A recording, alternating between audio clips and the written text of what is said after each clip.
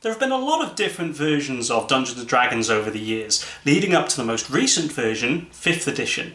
Every single one has had core rulebooks that have come out, and there appears to be a core trilogy that everyone is expected to get. The Dungeon Master's Guide, the Player's Handbook, and the Monster Guide. Now that can be a little bit intimidating to someone who might not necessarily have a lot of money to invest into a hobby that they haven't really tried or aren't sure of. And for them there are cheaper ways in, which are usually the starter box sets. But how do they compare and how have they changed over the years? How does the classic Dungeons & Dragons game from 1994 compare to the current Lost Mines of Phandelver starter set of 5th edition? The first thing that strikes me about the classic Dungeons & Dragons game is this lovely box art. It looks absolutely phenomenal. The group of adventurers in this steep-sided chasm canyon facing off against this huge looming dragon.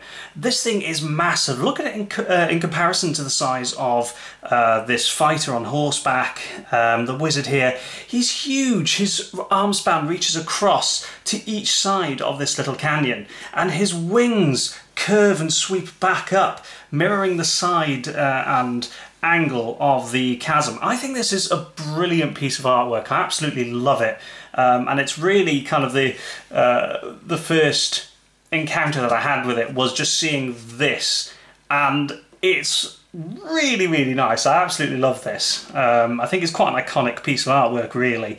I struggle to find it when I'm looking for it on Google, but I still think it looks fantastic. So inside the box, pop you over there. So, the first thing I notice here is the Dungeon Master's screen. Now, this is, again, a really nice piece of art. Similar to that front cover of the box, you have this huge red dragon looming over a single adventurer, just to give you the sense of scale and size of these dragons, of these creatures in the Dungeons & Dragons world. That thing is imposing. You can see the kind of the malice coming across from its eyes. This thing is not to be taken lightly. You can see it's quite going to be quite a challenge for this lone guy on the front here to take on. Now, what I really like is the fact that you get a Dungeon Master screen in this box.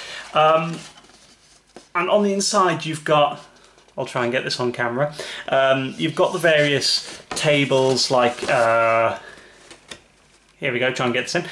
You've got your weapons tables, adjustments, spells tables further down here. In the middle you've then got your character roll table, character saving throws, monster hit table, and then the order of play, which I think is really useful at a glance. So you've got the game turn checklist, encounter checklist, and the combat sequence at the bottom. Now, it's got obviously just a few of the kind of basic bits in here for a Dungeon Master to refer to, but for a starter set one, I think that's really useful to have.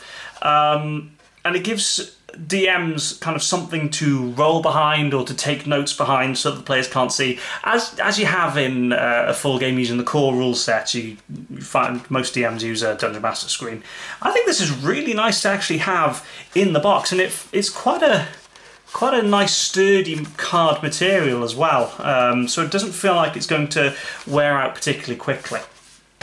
Now after that we have the plastic figurines here. Now these little miniatures, I've not opened these yet. I kind of want to leave them in the bag as long as possible because there's nowhere to store them in the box where they wouldn't be just rattling around loose, so I've kept them in the bag for now.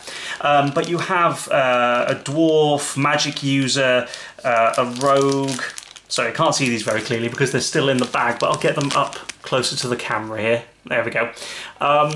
And again, just having these little miniatures for players to use to represent themselves, I think is really cool. Like, I'll try and get this guy in frame. Ah, the light's reflecting there. Like this, it kind of looks like a paladin to me. I don't know. He's got this two-handed axe. That's really nice. Again, it's nice that they've just included these in the game. The fact that you have those, really cool. I like that. Now the dice. These are probably the most used items for any player in the game. You have your set of dice, D6, D20, D4, D8, D10. Now, what I like about these is that you can see there, these are the ones that came in the box as standard. They're all different colours. Now, for someone who's brand new to the game, I think that is really, really cool. It makes it quick and easy to determine which dice is which. So obviously you can tell, you know, most people will be familiar with a D6. If you've ever played any kind of board game like Monopoly, you know what a D6 looks like. But things like a D4, the green one here, I'll go ahead and drop that one. D12s, D20, nice and orange, bright colour there. That, I think, is just a nice touch, just to make it easier to kind of tell the difference at a glance from the different ones, especially as a beginner set. This is for people who might not be familiar with these types of dice sets. So that's pretty cool. In terms of kind of their tactile feel, they don't feel particularly cheap. They feel okay, but I don't know if you can see, there's a little bit of chipping on the dice just from being in the box, you can see there. But considering this box is from 1994 and these have probably been rattling around in there unprotected, that's not that bad. And next up we have the rulebook. Now, the rulebook itself, same lovely piece of artwork that you have on the front box of the game itself, the game box. It's quite a weighty little rulebook as well. It's, wait, how long is this thing?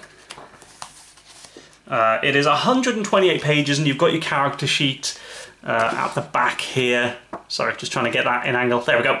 So you've got your character sheet at the back where you can record the player name, character name, and so on. You've got your kind of index here to tell you which page to go to with your references. Quite a nice guide there. All the rules are quite neatly laid out. You have your spells, your different types of monsters towards the back. There's a couple of interesting pieces of artwork in here as well. Try and get that in frame nicely. There we go.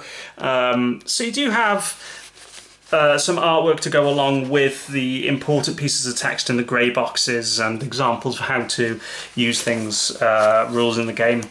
And what I quite like about this rulebook is it introduces the rules to you quite gradually, and the way it does this is it gives you a choose-your-own-adventure style of play to begin with. So rather than making you create a character and choose dice and so on, it tries to introduce the player to how role-playing would work by letting you make a few decisions. It kind of gives you two to choose from and then you go from there. But it's a nice gradual introduction to wider role-playing when you kind of have to make decisions yourself just off kind of contextual circumstances. I think it's a good way of doing it. And one of my favourite is this one here. If I can get that in. You can tell I'm not used to doing these kinds of videos. Here we go. So it's called Axel's Funny Dice, where basically you're in a dungeon, you're locked in a cell with another guy called Axel, who the DM will play, and he challenges you to dice games. So some of the examples he gives you is, he gives you a D4 and he takes a D6 for himself. You can roll first, he says, then I'll roll. If I beat your number, I get 5 points. If I don't, you get 5 points. Nobody gets any points if we tie. Now you have two options, which is you can roll the D4 and then roll the D6 for Axel. Whoever rolls the highest earns 5 points, and the goal is to get to 100 points first. Or you can tell Axel the game is unfair. Now, it gives you a few different ones of that, because if you tell him it's unfair, he then puts a D6 away, he gives himself the D8, and you get 2D4 to roll, and again you're trying to score points.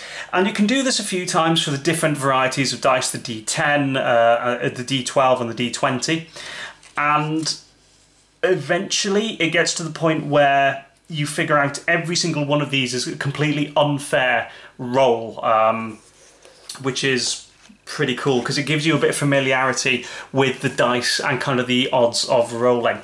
Eventually it opens up to a kind of a full adventure trying to escape a wizard's dungeon from Zanzar's dungeon. And speaking of Zanzar, we then have, got to be careful of this, let me move the box aside for 1 second. You get this lovely and quite large, because this isn't even going to fit in frame, fold out dungeon.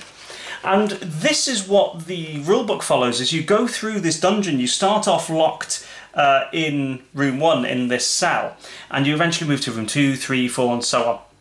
Now, as you go through the rooms, you have different encounters, you'll find different bits of treasure, different characters, and this is what you use those little plastic red figures on. You can see you've got the kind of the 1-inch squares that you would move your characters around. I think this is a wonderful touch to include in the box. So having this adventure map to follow is really, really cool, and this is what I really liked about it when I first saw this in Christmas of 1994, was having this massive map that you could move the figures around.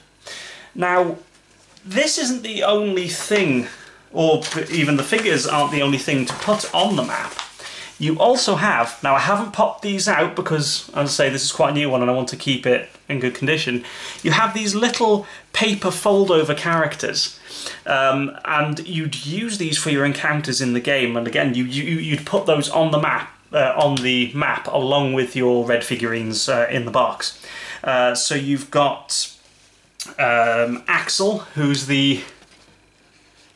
there we go, there's Axel, who's the chap you are trying to roll the dice against in that kind of choose your own adventure thing. Jurge, who's a hobgoblin jailer. Zanzatem, who's the wizard that's kidnapped you in the first place. You've got gnolls, dwarves, rock pythons, a green slime. There's a slime! That's quite iconically a D&D creature as a slime to fight against. Now, I quite like the character art on these. I think it looks rather nice. The only thing is, this is a very thin, quite flimsy material. It's not, doesn't feel as hard wearing as, say, the cardboard pawns you get from the Pathfinder starter box set, but obviously that's a much more recent one. These will still do the job, but I'm just concerned about how long they'd actually last once you've popped them out of here. If they feel a little bit on the thin and flimsy side, which would make me a bit nervous about using them particularly frequently. Other than that, you then have the network on this lovely yellow paper about the Polyhedron News magazine, the Role-Playing Game Association Network. Don't know if that's still going, but I'm probably not going to join it because I have to send a check or money order all the way to Boston, Massachusetts. And finally, a bit about the Dragon magazine and Dungeon there. Nice piece of artwork there as well. But again, just got a little bit of the advertising stuff in that, and oh, I hadn't noticed this, customer response card. So I'm probably a bit late filling that in. I wonder if they'd still accept it, and it does require first class postage. You know, it goes to TSR, so, oh, that's out of frame, sorry. That goes to TSR, so I don't know if I'm going to do that or not. But overall, what you actually get in this box set, I think is really, really nice. Kind of the only disadvantage is there's only the one rule book, so both the DM and the players will have to refer to the same book when they're going through the adventure. That could slow things down a little bit, passing it back and forth, but on the flip side of that, you have got the Dungeon Master's screen included in here, so if you've got a DM who's read through the rulebook before, the DM screen might give them enough to go off to run the adventure fairly smoothly as well, using those reference tables. We'll take a look at 5th edition. So here's the box for the starter set for 5th edition, The Lost Mines of Phandelver. Now again, you have this really nice piece of cover artwork on the front. You've got this massive green dragon facing off against, I think that's a fighter, I can't tell. Is it a fighter or a paladin? Anyway, and very similar to what you have on the classic Dungeons & Dragons game box. You've got this sense of scale, this immense power of this green dragon. He's huge. He's not someone that you'd really want to end up in a fight with. Now, interestingly enough, just a quick note, the boxes for 5th edition D&D and the classic one are identical sizes. I don't know if that's on purpose or if there's just a generic standard size box that they've always used for these, but they're exactly the same size box. So you know what, 20 years difference in release, and they're using exactly the same size box. I just thought that was interesting, so let's get inside. So, we'll have a quick look. We've got the bag of dice here. Now, I still have the bag to stop them from rolling around loosely. I should probably get a proper dice bag. I really like these. They feel really nice in the hand. They're this lovely kind of marbled blue colour. Whoop, going the wrong way. There we go. They're a lovely kind of marbled blue, and I really like that. It's really pretty to look at. These are some of the nicest dice I've seen in a kind of a starter set. I'm saying that I've only got the Pathfinder and Classic to compare to, but these are very nice. Obviously, they're all the same colour, so you don't have that kind of colour coding to determine which dice is which. But again, I think that's very minor, really. They're just so nicely made. They feel really nice in the hand. They roll very well as well. So let's pop those aside for a moment and we'll keep going through the box. So you have the starter set rulebook. So on the front, this is actually quite useful. You've got kind of the index sort of thing on the front, so that gives you a very good and quick reference to how to get to the basic how to play, combat, adventuring and spellcasting. It tells you exactly where to go and which page to refer to in here. Now this is the quite a basic rule set. It's like D&D light, I suppose. So there's a lot of the more advanced stuff it doesn't cover, but it's plenty for players to have their first adventure with. It gives you information about the schools of magic. There's a reduced kind of spells list in here as well compared to the full one, which is nice. And then on the back, very easy to refer to. The back page, it's not just like a blank cover or anything. It's actually the conditions list and how it affects characters who are poisoned or blinded, charmed, and so on. So really nice, quick, easy reference guide for the players. Now, you've got the adventure book here, The Lost Mine of Phandelver, and this is kind of the DM's guide. So this goes through the introduction of the various parts of the adventure, like part 1, part 2. So what I like about this is you kind of have some nice illustrations of the areas being described for that particular part of the adventure. Hopefully I'm not giving away too many spoilers if you haven't played through Lost Mine of Phandelver yet. I love the artwork in here. I think it's a big step up from the classic game that we've been through already. I think it looks really nice. The paper quality of the rulebook itself is better as well. It's kind of on this glossy paper that feels a bit more hard-wearing than the thinner paper of the other rulebook, although it doesn't have like a dedicated thin card front cover. It's the same paper as the rest of the rulebook, so you don't get any additional protection on that side of things. On the back you have your rules index that goes through the various pages that points to the starter rulebook. Now this isn't a full DM guide, it's more of the adventure guide, so I think a lot of the rules checks would still have to go to that starter rulebook, but I feel like that's not a major issue. Now the only thing missing from in here is a DM screen. You don't have one, you plain don't have one, which I think is a little bit of a shame. I feel like that's a bit of a step backwards. It would have been nice, even if it was just similar to the one in the starter set for the classic edition of Dungeons and Dragons. Just a little starter DM screen with some of the basic encounter tables and some of the more basic rules for conditions and so on would have been nice to have in there. You then have your character sheets. These are pre-made characters, so that's kind of something that was a little bit missing from the other one, is you didn't have the pre-made character sheets, but you did have the one in the back that you could photocopy to make your own characters as well, which is kind of cool. So these are cool. You've got your fighters, you have your wizard as well, a rogue, and a dwarf. Ooh, cool. And he's a cleric. Excellent.